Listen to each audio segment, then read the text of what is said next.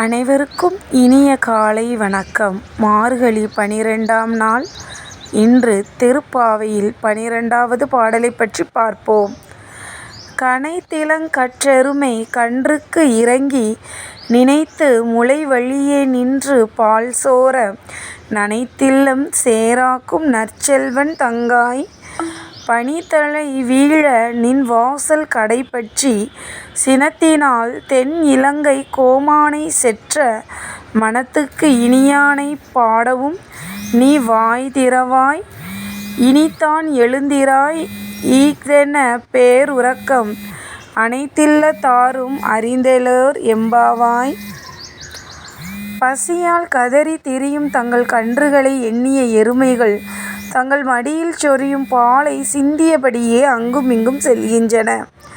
அவை சொரிந்த பால் இல்லத்து வாசல்களை சேராக்குகின்றது. இந்த அளவுக்கு விடாமல் பால் சொரியும் எருமைகளுக்கு சொந்தக்காரனான ஆயனின் தங்கையே, கொட்டுகின்ற பனி எங்கள் தலையில் விழ உன் வீட்டு தலைவாசலில் நாங்கள் காத்து நிற்கிறோம்.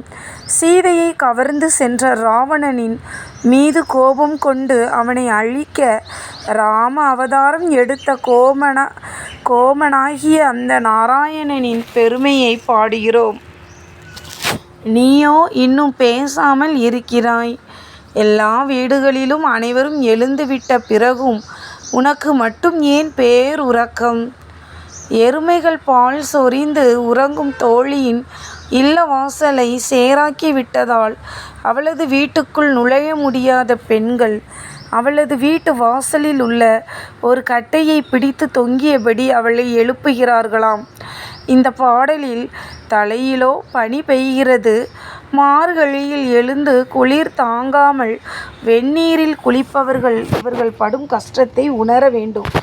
கீழே பால் வெள்ளத்தால் குளிர்ச்சி, மேலே பனியின் குளிர்ச்சி. இத்தனையையும் தாண்டி இறைவனை அடைய எத்தனிக்கிறார்கள் இவர்கள். எவ்வளவு சிரமப்பட்டேனும் ஒருவர் விடாமல் எல்லாரும் அவன் திருப்பாதம் சேர வேண்டும் என்பது இப்பாடல் உணர்த்தும் கருத்தாகும். சரிங்க, நன்றி. நான் உங்கள் முத்துவேல் கல்கேன்.